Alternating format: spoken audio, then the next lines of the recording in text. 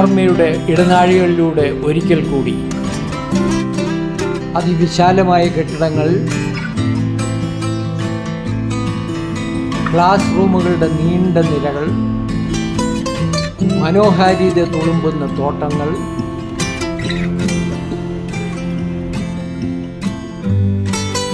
പച്ചപ്പരവതാനി വിരിച്ച മനോഹര ദൃശ്യങ്ങൾ,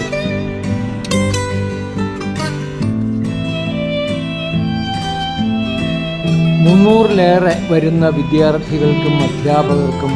ഭക്ഷണം കഴിക്കുവാനുള്ള വിശാലമായ കൂട്ടുമുറി, കെട്ടിട സമുച്ചയത്തിന് മുൻഭാഗത്ത് തന്നെ സ്ഥിതി ചെയ്യുന്ന ചാപ്പൽ,